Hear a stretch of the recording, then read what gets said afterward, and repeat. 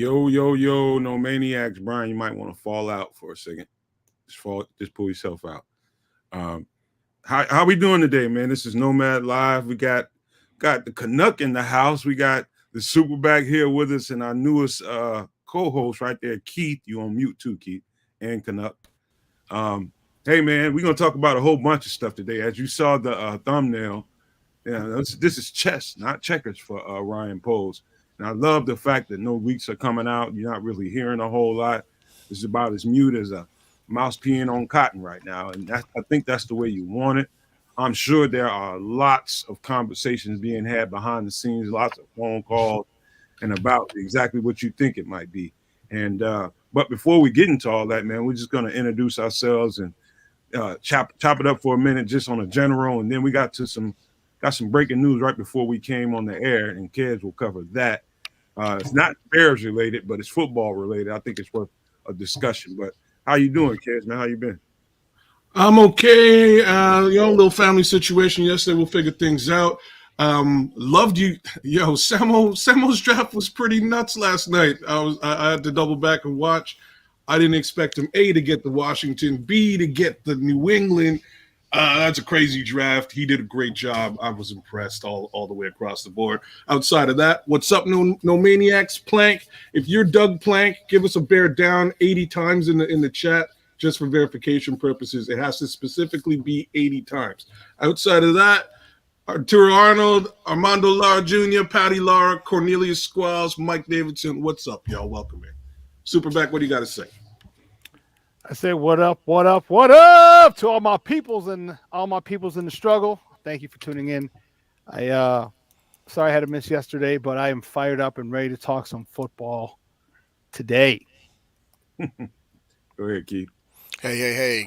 Good afternoon, everybody. Thank you for tuning in. Everybody in the chat, what's going on? Please make sure you guys like, subscribe, and share for us today. Really appreciate it. Let's talk some football, guys. Let's talk some football, because I think today is a pretty special day in the football arena. So we'll get to all of that today. Back to you, Nomad. Well, before we get there, you want a silly little piece of news. Mike Tannenbaum suggested that we trade Tyreek Stevenson for, what's his name, the receiver up in Buffalo? Stephon Gilmore? Stephon Diggs. For Diggs? Are you serious? That's just suggested that, I suppose, man. And now we see why he's on ESPN, right? Was Tannenbaum a GM? Yes, he was. He's just the worst GM of all time, because he clearly wants to just blow all our caps. Let's blow our wad on one guy. Let's do that. He's neck and neck with Lombardi. But that's what Lombardi has him beat hands down. Look, that was his recipe when he was with the Jets. So I guess he just wanted somebody else to follow suit. That explains everything. I saw that, man. I saw that today, and it just blew me away. But I had to throw that out there just for the. Thanks for that. That's hilarious. Talk about a chuckle. Oh, that gives me a real chuckle. Like, oh my God! No wonder this dude is out of a job. Nobody on this network is gonna sit here and knock Stephon Diggs from a talent perspective. Let's be flat out fair about that. No. The man can do what he can do, and deserves all the dollars and cents he can get for it. But I don't see any of those dollars or cents coming from Chicago. That's all I got to say about it. That's it. So Tannenbaum thinks we're supposed to trade Justin and Tyreek Stevenson? Man, that dude. Man, hey, give me one of those pre-rolls you're smoking, Tannenbaum. He's tripping. I'll take one too. He's tripping. But other than that, man, other than that silliness, Kids has got some breaking news. We just found that out in the green room 5 minutes before we came live. But it's not Bears related, but it's football related. If you like football, you're gonna love what Kids has to say. Go ahead, bro. So I'm gonna throw this out there just for conversation's sake. We'll go around and see what the gang here thinks about it.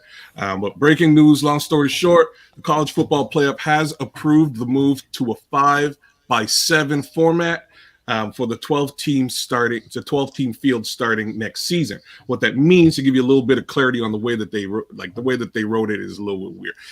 The 5 highest ranking conference champions plus the next 7 highest ranked teams as determined by the College Football Playoff Selection Committee will enter the playoffs. So things have gotten a little bit larger. What do you guys think?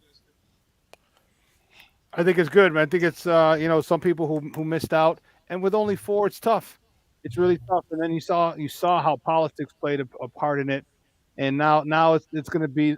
I mean, there's still going to be teams at the bottom end, 11, 12, 13, 14, 15, who want those, 11 and 12 spots. But at that point, no one's really going to care if you're 11, 12, 13, 14, 15. But when you're 2, 3, 3 or 4, and the way it happened, it screwed Florida State this year. It was a big issue, but I'm glad that they did that. I'm glad they're expanding to 12. Like I said, no one's really going to give that much of a credence or not give that much attention to the 12th, 13th, or 14th team. Not like this year. So I'm glad it makes more football, more college football for us, which is good. I love college football. I love the bowl games, and then now I love the college football playoff. You add another 2 weeks. Yeah, probably 2 weeks. You'd probably add. Man, let's keep it going. I like it. Yeah, I do too, man. I think it's well overdue. I think I would have thought that I would have liked to have been last year because I know Florida State definitely is a little salty about it. But either way, I think it's going to make for some really great competition. More importantly, for the different conferences now to be able to show more of a parity in terms of who's more dominant. We know the SEC is always at the top of that list, but now we get a chance to see some competition amongst the different conferences, and now you get a chance to see some of those teams coming out of those conferences get a chance to showcase their talent as well. So I think it's going to make for a great season, this upcoming season, and I'm excited about it actually. So what we're getting is I love it anytime you involve more teams, and you got and college football is starting to regulate itself as far as parity goes lately because of the transfer portal and all that. I think it's great. The NIL deals, which missed me when I was in college, I think it's great. I'm not going to be one of those guys that missed that bus and be sitting around pouting about, the fact that people are getting money in college and I didn't. I got money, but that's a whole other story. But, the wrong way, man. I'll just say that. But I just love the way college football is changing. I like the conference moves and people, better teams going to these different conferences. Something about what's happening out west sits a little bit wrong with me, but I can understand why the universities are wanting to get into these tougher conferences, man, because when it comes to the playoff system, I think the strength of schedule and all that kind of stuff plays into it. And if you can get yourself closer to the conversation about that, about being in contention because of your schedule and who you played, then that's definitely going to help them. It's more money in it for them, the whole 9 yards. But yeah, I'm happy about the 12 teams. I think it's going to be awesome, man. Because these teams are getting so leveled out. Like a team you would have never, ever thought would have been a good football team because of their history. They're a basketball school. But the Kansas Jayhawks, my goodness, they had a talented team. But, most people wouldn't know nothing about that, But right. I'm going to enjoy the fact that we have 12 teams in there. I think you guys hit the – go ahead, Chris. Keith. You know what else I was just thinking about? It just came to my mind. I think also what I think this is going to help too, because we're starting to see a slight migration of the coaches coming into the NFL with this expansion of everything. You're going to have more spotlight on different teams and different conferences. I think we're going to start seeing more college coaches coming over into the NFL ranks because of the way the game is evolving on the NFL side as well. So with all of this exposure and the expansion and everything, I think it's going to really have a profound effect on the NFL game and getting some new, fresh blood to come in and, basically insert different schemes and everything with regard to what's going on in college into the NFL. So, again, it's a win. It's a win-win for both, for the NFL as well as for the college. So, yeah. You guys hit all the nails. I really wasn't thinking about the coaching implications there. That's pretty big, Keith. I gotta admit. I think the real implications of all of this we're going to see by way of potential NIL superstars, right? Like I think we're going to see a major increase in that. Those names that and recognize come this time next year, right? Oh, this guy was in the playoffs. We actually paid a little bit more attention to him, whereas he was on an obscure team last year and nobody was really watching, or less people were watching. It'll bring a lot more eyes to those guys as well as those programs. So I think it's a good thing across the board. I gotta say. Well, all I know is it's going to get more competitive. I love the balance. It's just balancing itself out, man. Adding more teams is just going to add more to the dynamic. But we could talk about that for a while. But we got to get to. As a matter of fact, kids, we had a couple questions in there. If you feel like pulling them up. Yeah, I was just going to say before we jump off, there was one just about do we think that we'll potentially see an HBCU in those playoffs in the near future? And given that expansion, I would have to say it's definitely possible. I think, again, you might now start to see a couple of HBCU superstars getting lauded and seeing some more of that NIL money as a potential case scenario too. What about the rest of you guys? I think they still have to take a step up in class. And that starts with facilities, and then they're going to have to make sure that their NIL arm is strong, because at this particular point, it's about the NIL. So if you can get guys to go, you can get decent NIL packages. Hey, they'll go. They will definitely go to those things, and then you're gonna need a team. You're gonna need like had Deion stayed there, I think it would have been a little easier. All right, and not saying that Deion was the best coach in the world. I'm not saying that at all. I'm just saying he was able to get some talent, and I just think that the talent, the coaching, the facilities, all that matters. You know what, coaching matters. And you're going to have to get quality coaches. You can't just get coaches because they were alums there. You can't just get coaches because they played there. You have to get real hardcore coaches and get these kids coached up. You're going to have to get the facilities are huge. So, how can you get kids bigger and stronger to compete with Power 5 schools, right? When your facilities are substandard. So there's a lot that has to go into it to get these teams bigger, stronger, faster, which makes better teams overall. The talent is there, but again, the physicality is where I think that they're going to suffer due to the lack of resources that they have, and the facilities are it.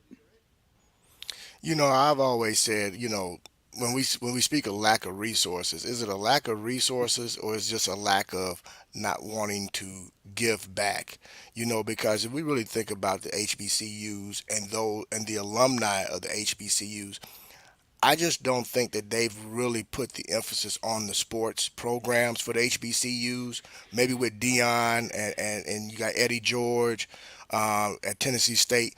I think that was the jump start to putting more emphasis on HBCU sports programs too. So hopefully the alumni who have graduated from those universities start, putting money into their respective program, not just because a certain coach is at a certain university, but no, put that money into the university in which you graduated from, and then start trying to get more coaches to that particular university. But all in all, I believe it will also help give them the exposure as well. But you're absolutely correct, Shawn. It definitely starts with the facilities and everything else involved, because let's be honest, they're at the bottom tier. Honestly, I'm here in Texas, man. I can tell you right now, there are some high school stadiums that make I'm gonna say what it make an ass out of their stadiums. We got million plus dollar stadiums for high schools down here in Texas. So if they can do it for a high school, it can definitely be done for HBCU. We just got to put more emphasis on it, man, and that might have to come from our platform as well. Just we are what we are, and we got to. If we don't speak out, who will? Well, I can tell you this from experience. I transferred to Jackson State when I left the original school that I got a scholarship from, and I wanted to experience that. I'm gonna tell you right now, it's very, very simple. It's resources. Very simple. It was just think about it this way. You compare, say, and this gonna sound racist, but it ain't. I gotta point this out. You got more white guys that are multimillionaires and billionaires that went to Michigan, say Alabama or Texas, and who will pool those resources to build that program into some kind of powerhouse versus how many you have per capita at, say, a Jackson State, Tennessee State, Grambling. And when you look at it through that prism, you can understand why, the resources are coming up short, because I don't know what would happen if, say, a Bob Johnson or a Michael Jordan, just Oprah decides they want to start building up HBCUs with the wealth that they have. Then you can start talking about the competition level coming up, and they would not be treated as HBCU. They'd be treated as any other college team. But until we see that happen, I mean, you got billionaires that are pouring tons of money into Texas and Alabama and Michigan and places like that, Tennessee. I mean, these oil barons and just all kinds of crazy money coming into those places. So if you stack it up and look at it that way in that prism, then you understand why the resources aren't there. So I'll double down on what you're saying and also say, with respect to what Keith was saying, that kind of splits that financial, it distributes the finances across the HBCU's schools evenly and doesn't really make one football powerhouse or one sports powerhouse. Right now, we have Dion in a situation where he's trying to build that and could utilize resources like that to, again, build it at one place. Putting it at X amount of different schools, it's just going to make it that much harder to build a competitive squad, a single competitive squad, if you follow what I'm saying. I believe that money's going all over the place. I believe at some point there's going to be a change in the culture of the young people that look at schools differently. When I was coming out of school, I wanted to go to the biggest school possible. I wanted to go play at the highest level of competition.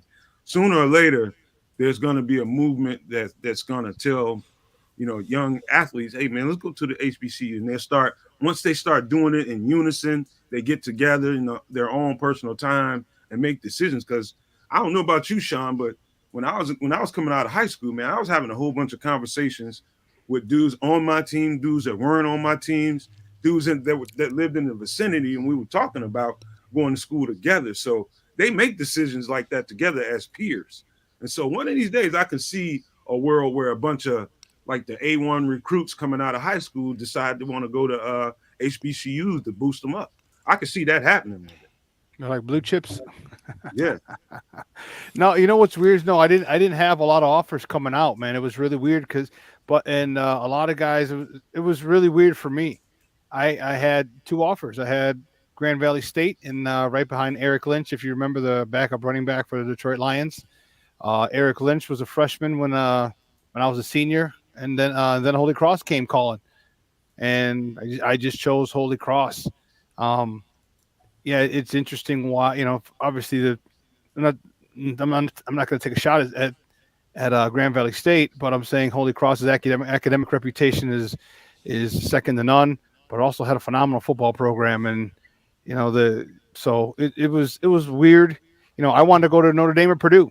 I was a Catholic League Player of the Year coming out, but I was only 5'9", 5'10", 185 pounds. So they're like, yeah, good luck playing fullback in the Big Ten. so it was, Holy Cross came, and it was what is, as they say, the rest is history. So I'm happy with where I went, but it's different now. It's completely different. And kids do talk. All right, because they talk because they're in 7-on-7s. They're, quarterback camps, and so you have your wide receivers and your tight ends, and the social media aspect of being able to keep in touch and follow different people, and make it easier to communicate. Yeah, it wasn't like that, back in when I came out. My school, my last season was 88, graduated in 89, so it definitely wasn't like that. So it's a lot different now, and I wouldn't be surprised if a lot of kids want to go to one particular school, to play ball together. Yeah, it was worth having this conversation about it. We started off talking about the expansion of the NCAA playoffs, and it led us down the conversation of HBCUs, and that's always worth the conversation in my eyes because. You know what? The only issue with that is that most of them are 1AA schools. All right, and so 1AA has their own playoffs. So unless you can get all those guys into 1A, or you know what I mean, from the MEAC or SWAC. Yeah, there is probably so there probably won't be. All right, because again, they're in the 1AA playoffs, and because I just thought of that because Holy Cross, you know, we were in the one. Well, we weren't when I was there. We weren't allowed in 1AA playoffs, and man, we would have gone up against the best of them. Man, my first 3 years, we had 30 wins, 2 losses, and 1 tie. All right, both losses were to Army my freshman and sophomore year. So we would have taken on Jim Tressel's Youngstown State Penguins. We would have taken on Georgia Southern. We would have taken on Sam Houston State. There was a lot of 1AA schools that I would have loved to have played back then. When man, the game was good. You know, my junior year we were 11-0. It was crazy. So I don't know if they're going to be allowed in there just because of their 1AA or FCS ranking. You know, because there's a big jump from FCS to FBS. I know one thing. We'll end this with this. I know one of my buddies, man. He's a big college football buff, and he likes to watch old college tape. Like I like to watch old NFL tape and really analyze it, man. He pointed this. It was this Jim Tressel used to coach the Ohio State Buckeyes, man, back in the not that long ago, man. Probably in the early 2000s or something like that. Maurice Claret. Yeah, Maurice Claret was there. But he started at Youngstown State. Yep. And man, when I tell you he had that team balling. And yeah, I think that team, if given an opportunity, looking at how it looked, man, and how they played football, I think if that team, you know, it being a 1AA team, had an opportunity to get into a situation where it could challenge for, you know, maybe everything, I think it could have gave some teams a run for its money. I mean, that team was really, really good, man. I'm just gonna tell you, Nomad. We were the top. We were the creme de la creme in 1AA, bro. We finished 5, 7, and 3. Number 5, number 7, number 3. My first 3 years before my coach left to Maryland, and our only 2 losses my first 3 years were the Army. It's a big step up, bro. Big step up back from F1AA or FCS to FBS. And I know those teams were good, but man, it's a different animal, bro. It's a different animal. It's tough. Not saying they couldn't. I'm just saying we had our troubles with Army. So I imagine playing a Texas or you know, hell, a Georgia Tech or a Northwestern, you know what I mean? Or God forbid a Michigan or Ohio State. That's all I'm saying. Hey, Shawn, man, I remember, I ain't going to tell you where I was at, but our very first game of my freshman year, I'll never forget the size of West Virginia's offensive line. I just will never, ever forget that. I mean, they were mountainous, man. I mean, these are some big, huge dudes. I mean, it's when you coming from high school and you see that for the first time, even seeing my own team and how big they were. I mean, these teams are laden with guys like that, the depth of big offensive linemen, man. And you're right, man. At the end of the day, the step up in competition is real. The size and the speed, everything is way, way, way more advanced. But man, it was a good team to look at, man. But I digress, man. Go ahead, Shawn. You want to say something else about that? I was just saying that was the last time in my football career I was ever intimidated. My freshman year at Army. After that first kickoff, because we got the kickoff, and this dude, he was about 6 feet. I'd say a solid 205 ish. All right, I just hit. I don't even think I was 200 yet, but I traveled as a freshman. And this dude, that was my job to block him, and he had to be a junior or senior because you could tell he was just put together and had been in the weight room for a couple of seasons. And they whooped us, and I had to hit that son of a bitch 5 times, 6 times that game. Dude, I even cut him one time. That's how bad I kick return. I even cut that joker one time because I was like, dude, this dude is destroying me, man. And he was only like 6 feet, maybe 6 foot plus. I don't even know if it's 6'1". And man, he gave me the business, dog. Gave me the business.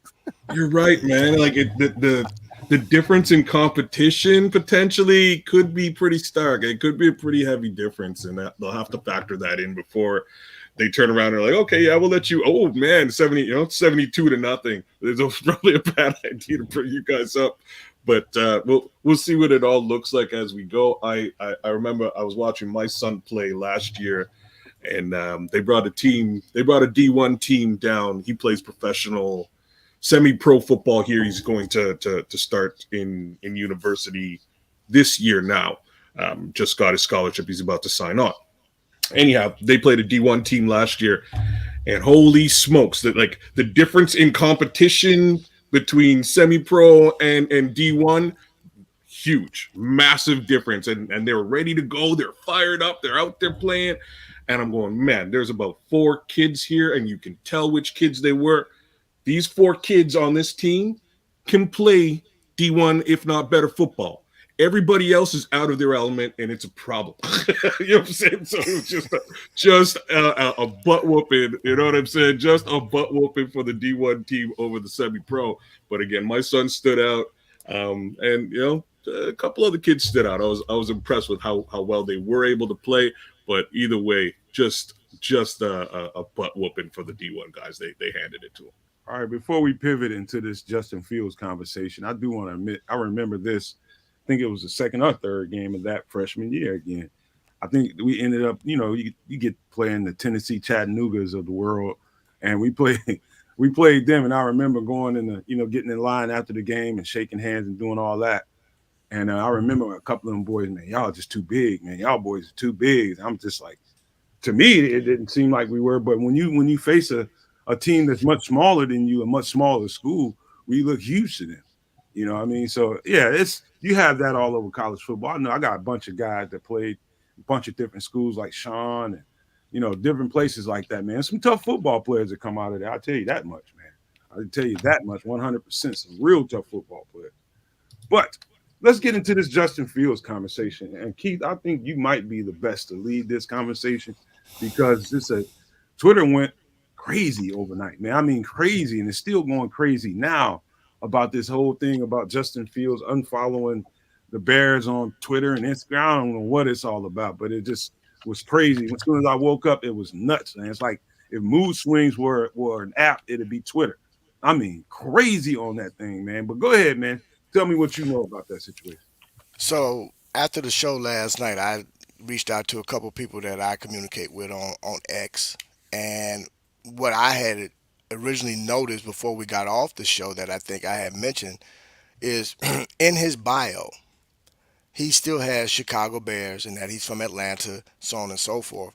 But what I learned was, as I started digging through it some more, that it was brought to my attention, he never followed them in the first place. So you can't unfollow something that you was never following.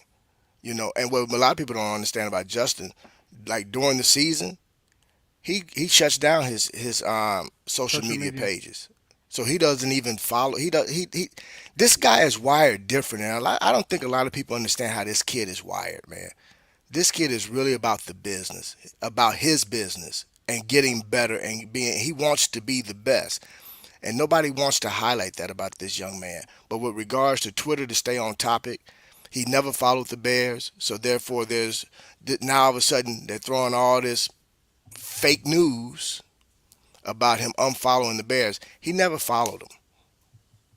It's just that plain and simple. But if you go to his profile page on Twitter, or X, excuse me, the Chicago Bears is in his bio. So if he was wanting to be done with the team, he would have wiped everything clean.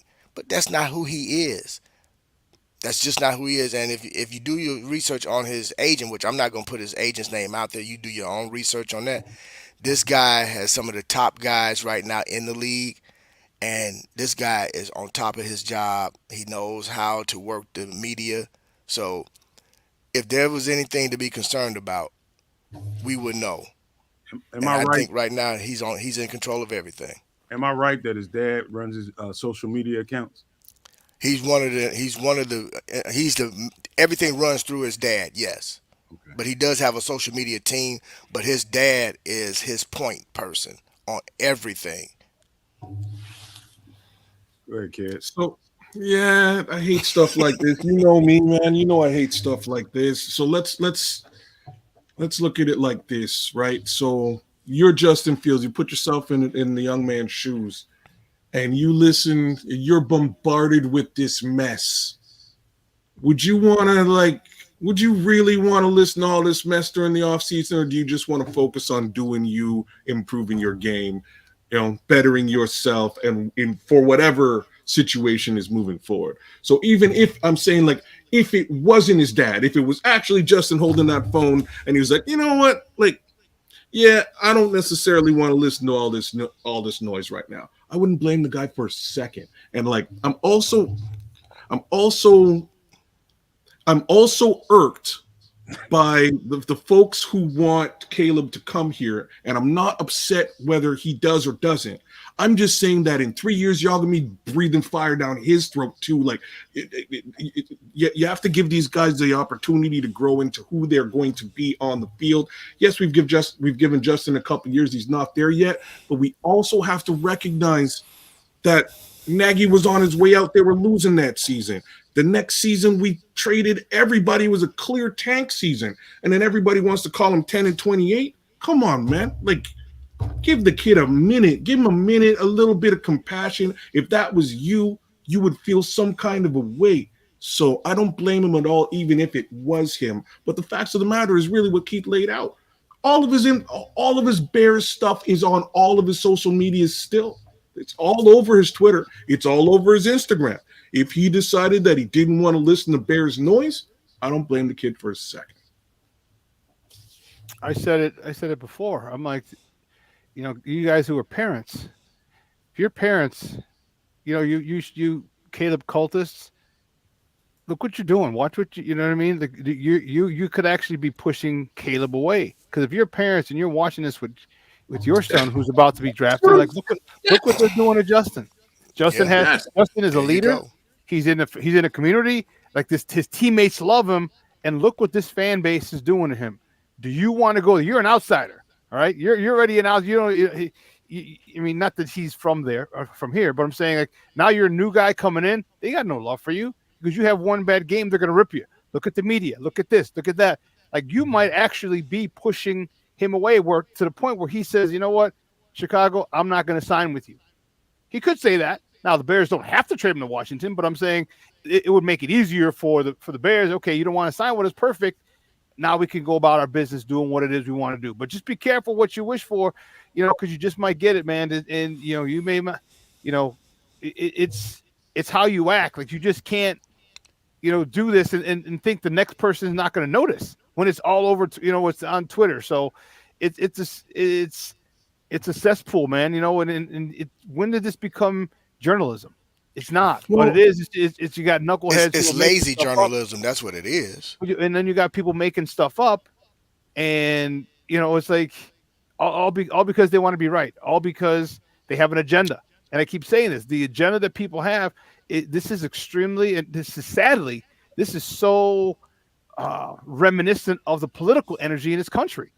Like, the people who are dividing this fan base are the Caleb cultists, because a lot of the Justin Fields people say, look, I love Justin, I wanted to be here, but if not, I'm a Bears fan, I'll root for whoever. And don't I'm not saying every single person who wants Justin. We got our knuckleheads in this side too. Okay, I'm gonna keep it a buck. Let's keep it a buck. We got our knuckleheads too, who call people morons and clowns because they don't agree, that they don't think Justin should be here. But there's a heck of a lot more, is what it seems, of Caleb cultists who, if you don't agree with them, you're an idiot or a clown, a moron, and this, and they've set the tone, and they've divided this fan base, man. This is worse than Cubs Sox, man. This is literally almost like Bears Packers. Like, the divide is so distinct and so wide, and that's a shame that we're all supposed to be Bear fans. Well, let's slide on into. Go ahead, kids. I was just gonna say, like, who wins in the end, right? Like, and that's what hurt. Like, that's what. Again, it irks me so much. It has very little to do with. It actually has nothing to do with who's the more talented quarterback. It has, for me, nothing to do with. It has to do with 3 years from now. If they do draft Caleb, how are you Bears fans gonna treat him if he's slow to get there? And like, traditionally, every Bears quarterback has been slow to get there, especially when they're forced to start immediately, which is likely the case scenario when you're picking a number one guy. If they turned around and sat the kid for a minute, I wouldn't have a problem with it. Like, I really wouldn't. I think that's best for the kid, because you guys are savage sharks, like shark-infested waters. You're throwing them in there, and you're going to eat them alive in 3 years, and we'll be looking at somebody else, which is just a waste of a pick. Look what we're doing to Justin. If this kid, being Caleb Williams for this second, if he's looking and watching the way that you fans are treating the existing quarterback today, man, if I was Big Daddy Williams, I wouldn't really want my kid going to Chicago either. And since we're talking about parents, man, nobody, and see, this is what irritates me with some of our fan base, is the fact that we just choose not to do our own research. We'd rather be told what to think and what to say, because before Justin got drafted, or actually the day that he got drafted, they actually wanted to come to Chicago because his dad is a big time Bears fan.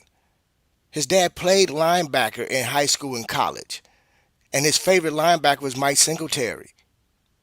So come on, guys. You guys are trying to force a kid out of town whose parents wanted him here in the first place. This kid wants to be great.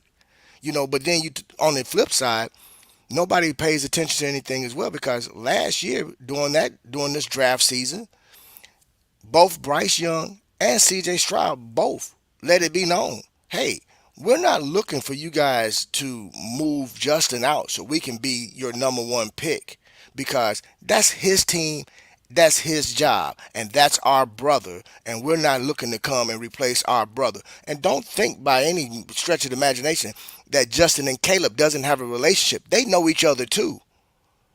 So guarantee you there's been some conversation. So for the cultist that's out there, you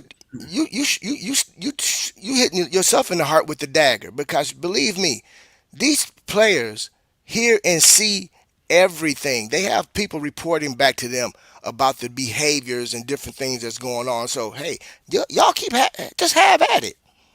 We mess around and have Jimmy Garoppolo for a quarterback, because Justin be like, I want out, and Caleb be like, I'm not coming. So then what you gonna do?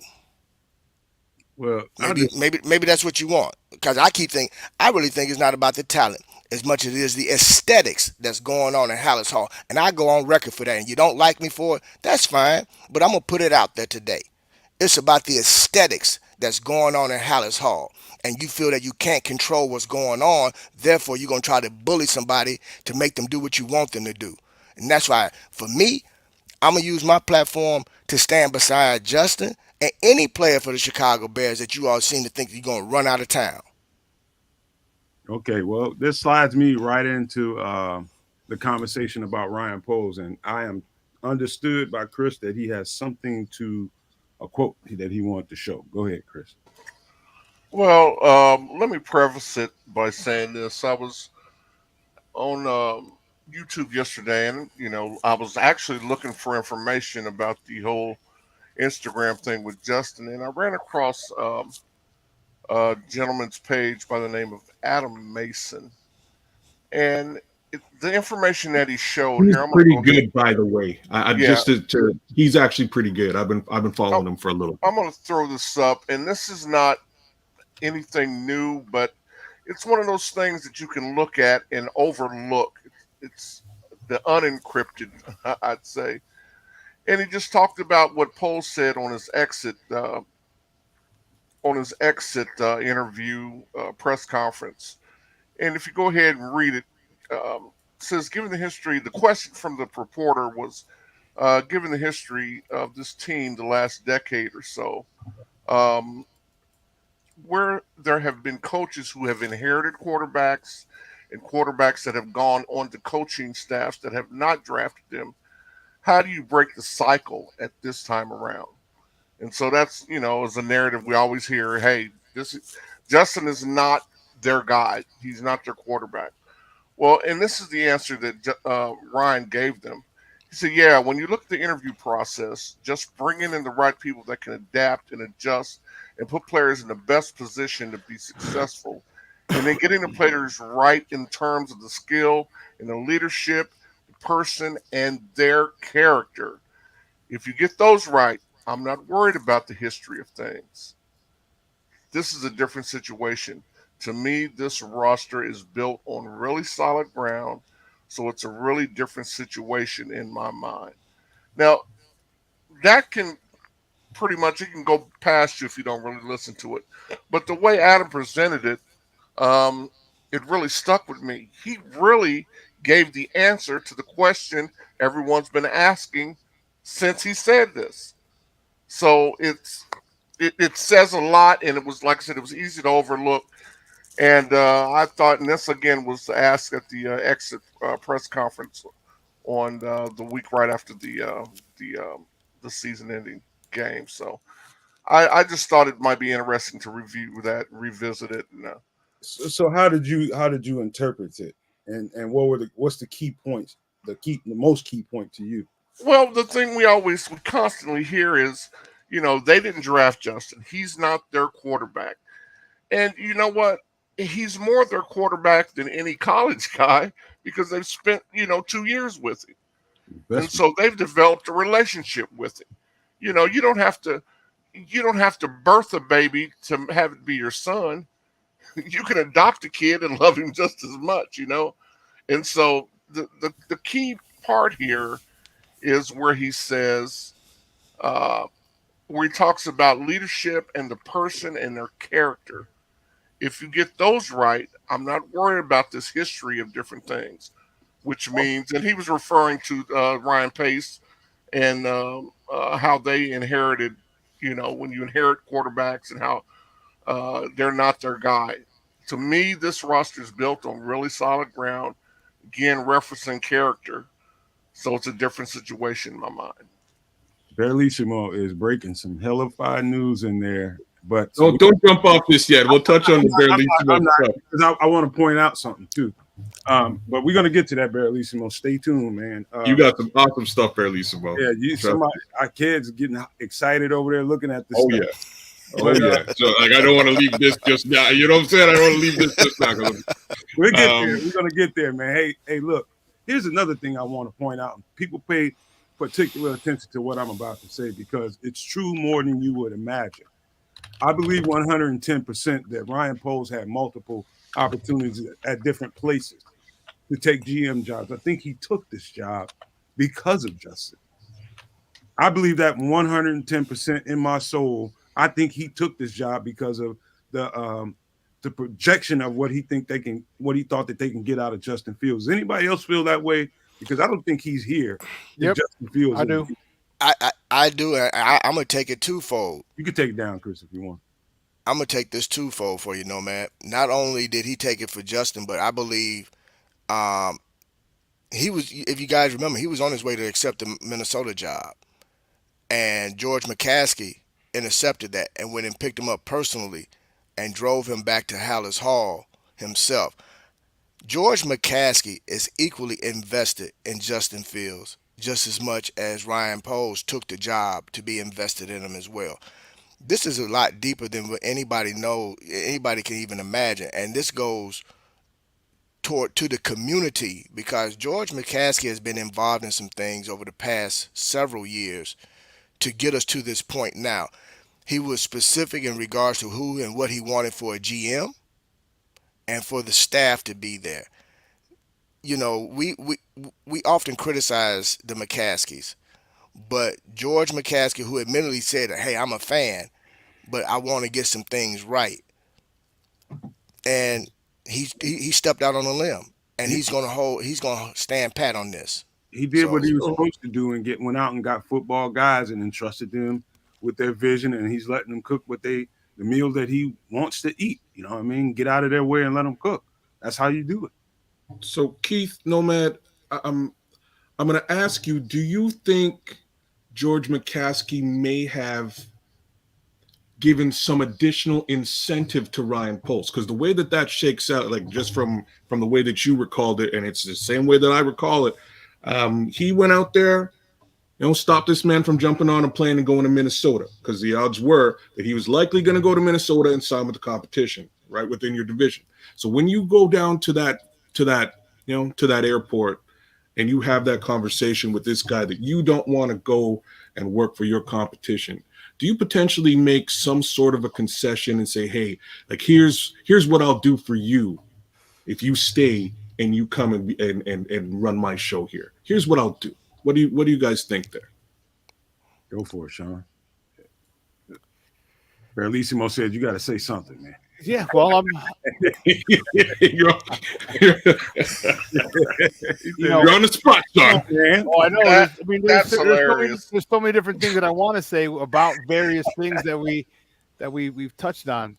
Yeah, he might have made some concessions, but I mean, I think the biggest thing is like you're not going to go into, what we, in my opinion, I think that Justin was probably one of the biggest reasons he came. He feels he had a quarterback, and if you notice, I put up something on Facebook earlier today because it was 1 year ago. I was like, oh, Justin's my quarterback. And if you watch his first year, like he didn't have issues. He is some of the issues that he has now, like a lot, like holding the ball too long. First of all, he's running for his life. That's for starters. Yeah. But secondly, you see the throws to Allen Robinson. You see the throws to Darnell Mooney. You see the throws to receivers, and everything's on time. All right, everything is on time. All right, and the thing for me was when Getsy changed that footwork, and if you watch his first year now, everything that first step is now with his right foot as opposed to his left. I've never seen that before, and I've coached quarterbacks for a few years, and so that was a huge part about it. And the thing about it is when you're dealing with the West Coast offense, I mean, just quarterback play in general, footwork is everything. All right, and that whole thing. So when you watch Justin, sometimes he'll take a quick left and right to get back into that right step being the first step back. And if you watch all these throws that I posted, man, it's 1, 2, 3, throw. 1, 2, 3, bounce, throw. 1, 2, 3, 4, 5, throw. 1, 2, 3, 4, 5, bounce, throw. There's not a lot of wasted movement or time because the routes were matched up with his drops. And it was coming on the third step, the fifth step, or a bounce after one, and it was coming out. So I think he saw what Justin Fields was. It's like, oh man, I got a quarterback. That's the franchise I want to go. I think he probably also wanted to, obviously do his due diligence to see what Minnesota was going to offer and this and this. But man, when McCaskey went after him, like, look, here's what we got. Maybe he just said, hey, look, I'm going to give you the job now. Period. Make a decision. And he's like, man. I love Justin. I truly believe that he really, really likes Justin, not just as a football player, and I think he likes him a lot as a football player, but I also think that he likes him a lot as a person. So, I just think that Ryan Poles has a lot more invested in this than people think. I think he has a lot more invested in Justin Fields than people think. I think he's got a lot more invested by way of McCaskey. I think McCaskey made a concession when he went to get the man, and that's just me. And the reason why this is where I'm going to. Like the reason why I believe that is because they had a quarterback on the roster that they had to deal with.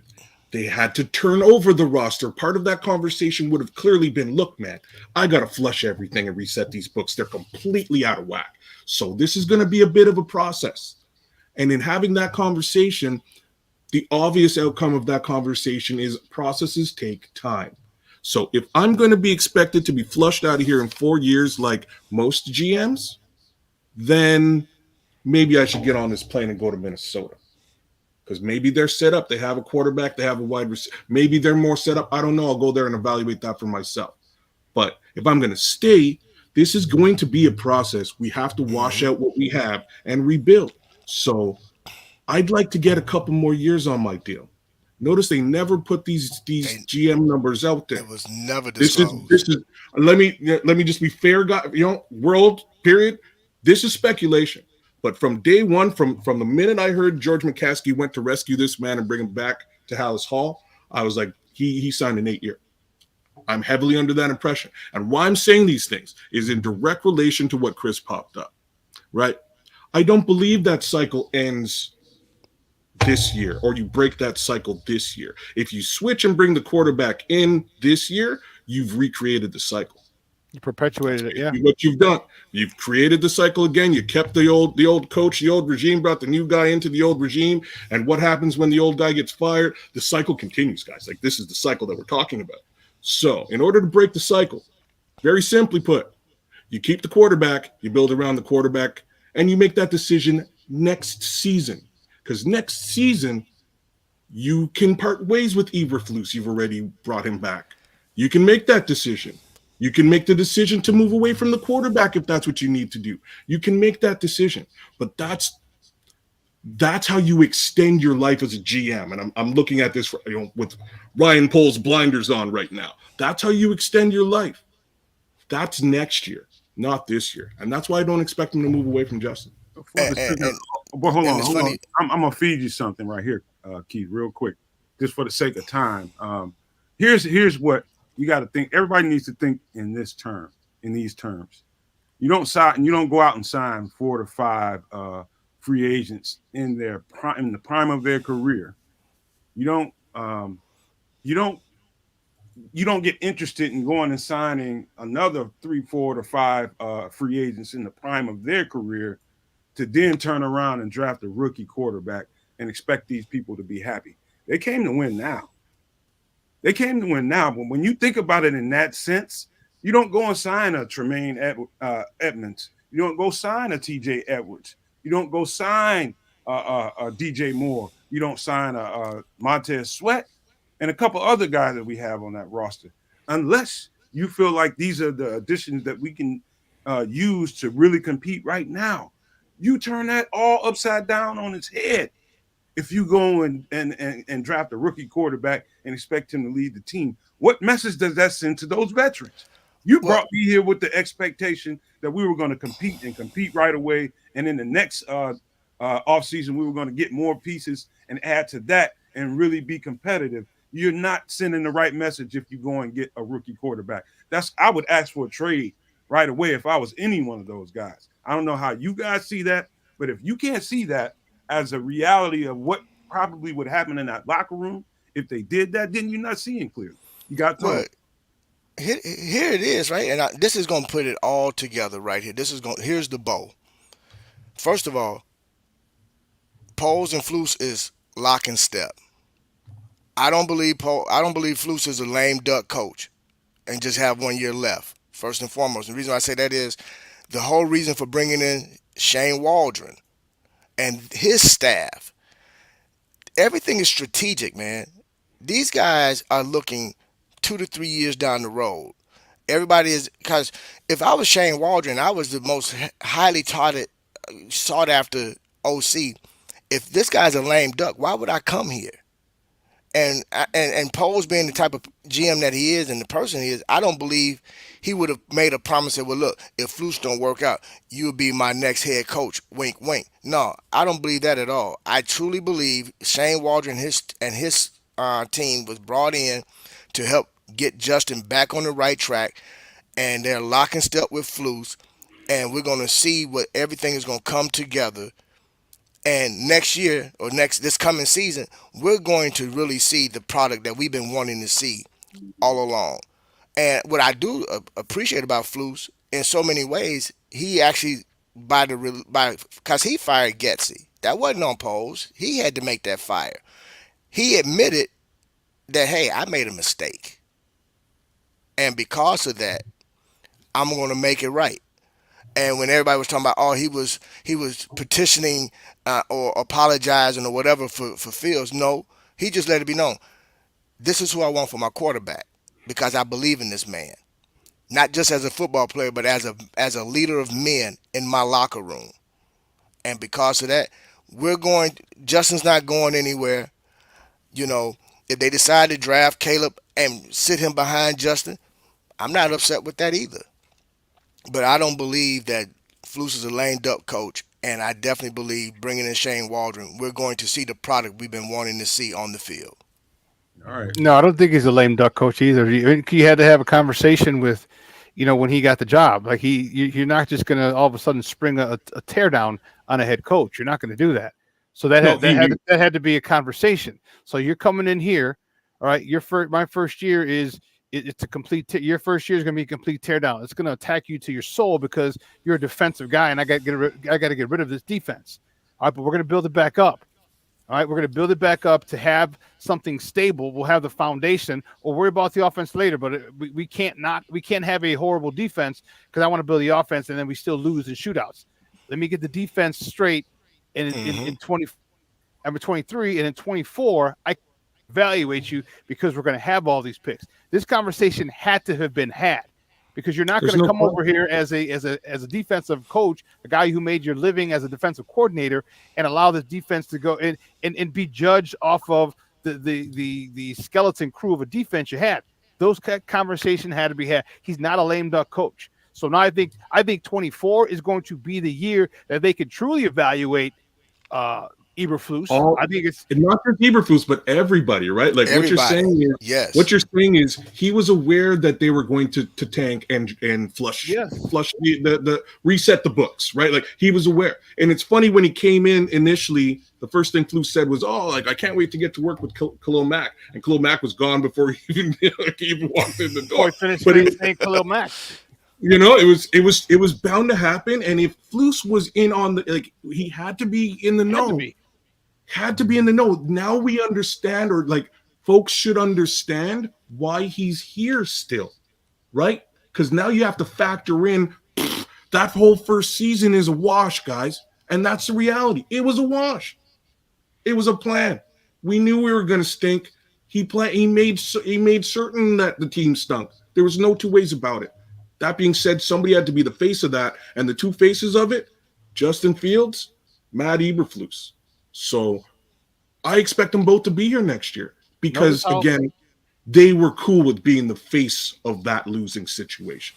But also, I know we're gonna move, but let's notice and I think it was a test for Eberflus as well to see how well he could handle this worst case scenario. Yes. And the fact is, there was nothing that came out. You saw nobody bitch and moan about, I want to get out of here. This team sucks. They rallied around him. There was nothing about that at all. Had leaked out, right? If anything, he told, and I'm sure Eberflus seemed like that type of dude. Listen, this is going to be tough. This is what's happening. But we through it. But he seemed like that type of dude. And players, and for all of us who played, you can speak to this. When a coach is honest with you through bad times, you respect them. Okay, don't blow any smoke up my ass. Don't lie. Don't do all this stuff. No hyperbole. When you keep it a buck with us, we'll go to war for you. All right, because that's what we want. We want, as men, we want respect. We want you to respect us enough to tell us the good, the bad, or the ugly. But just tell us completely truthfully. And if you do, man, we got no problem with it. And he in everything he sounds corny at the mic. He sounds this, but you say that to the team, hey, it's coming. And then when you start to see small successes, like, hey, didn't I tell you? Rome wasn't built in a day. Look at this. You had good pressure. You had this. You had that. You start highlighting. Man, I think Flus passed that test with flying colors, keeping this organization together, unified, and nothing leaking out that anyone was upset about this whole situation. Now, Flus, and we're gonna pause for a station ID in 1 second, but and we're gonna get on the other side to Baralissimo's breaking news he put in there, but. I think Flus's shortcomings were game time decisions, in-game adjustments, and that's a young head coach. He's not a young man. He's in his 50s, but he is a young head coach. He's a rookie head coach. Young head coach is going to go through is the decision making process, when and when not to do certain things, and calling timeouts and substitutions, when to have people in the game at different spots. All of that stuff is a learning curve for any new head coach. I'm not taking any responsibility away from him, but I just want people to keep that in mind when they go to judge that guy.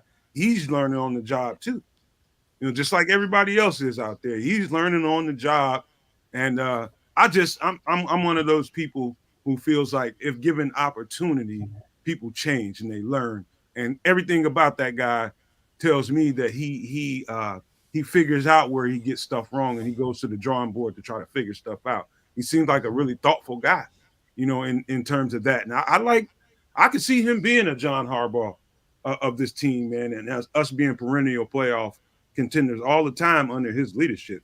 I said that from day one. His pedigree tells me that. He's an old school, hard-nosed football coach that expects his team to be that way too, and that's what you're seeing. Even in Justin, man, he's old school and hard-nosed as they come. Physical guy, man. They love that about him. They love Bro, that. it's a learning experience. You know what I mean? Like everyone, whoever has a job, or who's kept a job for 5 years, 10 years, how good were you your first year in the job? Because there's a different that spotlight, that interrogation light is a whole lot hotter in that head coaching seat than it is as a D coordinator. All right, then you got to learn that on the job, and there's certain things that you have to learn, you have to go through. And dude, he passed it with flying colors. You can't, how do you ask a head coach, well, how does it feel losing 12, 13, 14 games in a row? He can't explain that to you. And you're not going to get what it feels like to have all that pressure as a head coach. That's something you got to go through yourself. And he did. And dude, this guy is it, man. And people may, he made mistakes. But so guess what? A lot of other people make mistakes. A lot of other seasoned veteran head coaches make mistakes too. This guy did it in his first year and his second year. Give the guy a chance to grow. Give the guy a chance to learn. And I think he's growing and learning at a great rate. Just because he makes mistakes, I hate to break it to you, but everybody makes mistakes. Sure do. Couldn't be a better time to make mistakes. Let's get to the station ID. Right. We'll get to it back on the other side of it. The best Chicago Bears content anywhere. Catch Nomad live pregame 1 hour prior to kickoff, and Nomad at night postgame, and every Friday evening at 7 p.m. Central on all the most popular streaming platforms, and only on the Nomad Network. 114 strong live in the chat. If we can get at least half you guys to get us like 77 likes, run the likes up for us, man. That would be really, really helpful. Anybody new to the show, and I've seen quite a few people here that I haven't seen before, like Anthony Cates. I don't know if you've been here before, but welcome to the family, my brother. If you can do us that favor and hit that like and subscribe for us, man, it would be great. We'll be grateful for that. But before we get out of here, let's wrap this conversation up with this, because I think Foles is sitting at an advantage because of the quarterback, because of the stability of the coaching and some continuity in the system that they're running. Everything to me is set up so that the new coaching staff only has to add to it, enhance it per se, and kind of bring out some of the qualities and some of the people that we have on this roster, that came up, kind of short, like receivers, different guys like Velus Jones and Tyler Scott, and even JustinFields just enhanced the qualities of these players. And I think they were sitting in a position of strength in having to change out the OC and bring in new guys, and some of the other people they brought in a new defensive coordinator. I think Poles is doing this absolutely perfectly, in my opinion. I would be doing the exact same thing that he's doing right now. I don't have any problem with the moves that's been made this offseason thus far, not a one of them. And I just I like the fact that they kept Flus. I think that continuity means a whole lot, because you bring in a new coach and everything might start changing. I thought it was smart that they kept with what they had going, saying, let's bring in better coaches and just really, really make a strong push. I will support you guys, me being Poles, in free agency, and we'll double that down in the draft and get even more talent later. And so whatever you got right now, probably multiply that times 10 by the time we're done with free agency in the draft. And I just like how we're looking. But before we go any further, man, you want to pull up those comments by Barrelissimo Kids? Where we at here? Let me see. News here. All right. So boom, here's number one. Can I break some news for the Nomad Network? Boom, number two. NFL Network Bears positive vibes only. Adam Rank confirmed to show up right here. Yo. So I'm gonna keep going through these, but like if anyhow I'm not on these shows, I'm fighting all you guys. So everybody, I just want to put that out there now. Adam Rank, you're the dude, man. I'd love to have a conversation with you. The Intercontinental Heavyweight and European Heavyweight Champion, D'Lo Brown, is confirmed. Massive Bears fan, big wrestling fan. Love D'Lo Brown, Nation of Domination, all that. If I'm not on that show, me and Nomad, we're going at it in the green room. I'm just messing around. Ian Cummings leads CBF analyst, college football analyst for Pro Football Network, coming on the Nomad Network. You're welcome, says Bearlissimo. Yo, the guy from across the pond is doing it big. Adam Rank with the Sick Podcast. D'Lo Brown. That's crazy. All three of these guys coming on the show. This should make for some awesome content for you Bears fans in the off season. Love to speak with all three of these guys. Man, I'm stoked, y'all. That's awesome news. Hey, you know something? Let me tell you something. Bearlissimo I don't think he'd just do that for anybody. You know, I think people protect their connections and, you know, they don't just pass them out to anybody, man. Bearlissimo is such a good spirit. Even from the beginning when I first started communicating with him. And when he came on yesterday, you know, I something about certain people that I just know, just good people, man. Their life stories and what they go through in the day-to-day struggle. Man, Bearlissimo is a good person, man, just all around. And I'm pleasured to have made acquaintances with him. And we are, as a network, to have made acquaintances with Bearlissimo. He's not doing that for anything, man. He's doing that out of the goodness of the spirit. And I appreciate him for that. I let him know that too. So, man, good shout out to Bearlissimo to that because he wasn't obliged to do any of that, but he did it. That's awesome. Honest to God, Bearlissimo. Big respect to you. Loving it. Next time I'm across the pond, somehow we're getting fish and chips, bro. The fish and chips are on me. All right, man. You guys got any parting words before we wrap it up and get on up out of here? All right. So, hey, crazy, awesome potential guests coming to the Nomad Network. Stay tuned. Like, share, subscribe, get your notifications up. A couple of new heads, just like Nomad was saying. We got Anthony Cates, Jose Sanchez. What's up, Jose? Haven't seen you so far. Keith Black. What's up, Keith? I think that kind of rounds it out. There may be a couple more I'm missing. Either way, No Maniacs, thanks for representing with us again midday. Love chopping it up with you guys. I think we had a pretty square show today. SuperBack, what do you got to say? Hey, thanks for keeping this content, keeping this chat lit. Make sure you follow. Everyone follows Sports Zone Chicago. It's a collaboration, Sports Zone Chicago and the Nomad Network. Make sure you follow Sports Zone Chicago. You see the logo. You see my shirt. All right, you see I didn't know which way it was. Follow it. Facebook, YouTube. All right, Instagram. Make sure you follow Sports Zone Chicago. We appreciate it. Man, let's keep building. Let's keep grinding. Let's keep keeping the narrative. Changing the narrative. Let's not let people who with agendas, kind of dictate what's going on. Let's keep it real. Let's keep it a buck. All right, and whenever people are trying to do some nonsense like this the national local media, let's keep it real and make sure that we keep the narrative straight. So I appreciate all the love and support from all the No Maniacs, from all my sports owners. I love it. Let's keep doing. I guess Shawn, we'll see you same bad time, same bad channel. Shawn, do me a favor next time we do before we come on the show tomorrow. Come with the numbers of how many subs you got. We're gonna challenge everybody to help get your subs up. And we're gonna put you on a push, man. Same way we've been doing over here for ourselves, man. But I had to interrupt Shawn to say that. But go ahead, Keith. To the No Maniacs, thank you again for your support. I really appreciate it. I love jumping in the chat with you guys and going back and forth. I appreciate that as well, and I love you guys. And I hope you guys feel my Chicago West Side passion for my Chicago Bears. And I also, I'm one of those fans that I also have some favorite players. So I'm going to hold down my players. I'm going to hold down my squad, so if I get a little fiery sometime, y'all going to have to apologize. I'm going to apologize in advance because that's just who I am. But again, thank you for your support. Keep hitting the like button. Please make sure you guys subscribe, share it, tell everybody that come check us out, man. We really appreciate it, to take this time out in the middle of the day to give you guys this content. And trust me, it's not easy coming up with the content, but we're managing to do it anyway. But we appreciate your support.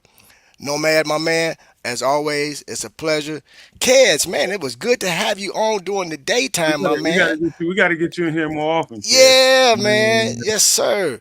As long as it's in the afternoon, no morning show. My man. Sorry, yes, sir. I'm sleeping, bro. I'm sleeping. You ain't doing nothing else. Hey. Supposed to be on the wraps. Damn it, Chris. Hey, Chris said he had he's got a video right quick that he wanted to show. Go ahead, Chris. The Rams. I don't know who is the first pick. The Bears. The Bears have the first You pick. think they're going to keep Justin? They should if they're smart, but you know. It's the Bears. You said it, not me. Hey, you know what? Hey, everybody here follows me on Twitter. I believe everybody on the screen follows me on Twitter. How many times have you heard me say, time and time again, the players know? What is it? What's the disconnect? If the players keep telling you, you know, what a silly, foolish move it would be to move on from Justin Fields, but you so tunnel vision that you block out everything. Like, dude, this is not a hard decision, but you know, we got to wrap up the show. I don't want to get into this. Not a tough decision, as you can see. I could blow you away, and you could ride with me. Sorry. Hey, man, I just had to put that out there, man. But the players just know. Let's wrap this up with this, man. And I'm gonna say this one more time to Bearlissimo. Thank you, brother. You are my brother, and we're gonna always be close just because of the generosity, man. You're built in the same spirit as me. I'm a giving kind of person. I'm a good soul. You know, I might not sound like it by the roughness of my voice, but people that get to know me, they find that out about me.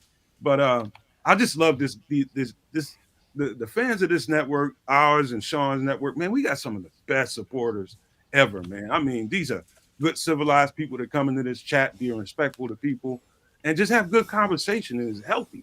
And I see all the other chats out here and how crazy it is. I know this must feel like a really good space. It has to, because I see that other stuff out there, and you guys keep it 100% civilized in here, and you police each other, you monitor each other, and I love that about the supporters of this network and Shawn's network, Sports Zone Chicago. But just keep that up, man. Keep up the love and support, man, because we do appreciate it. Don't get to say it enough, man. But before we get out of here, man, I got to leave you guys with these famous words: love, peace, and hair grease, y'all. And maple syrup. Boom.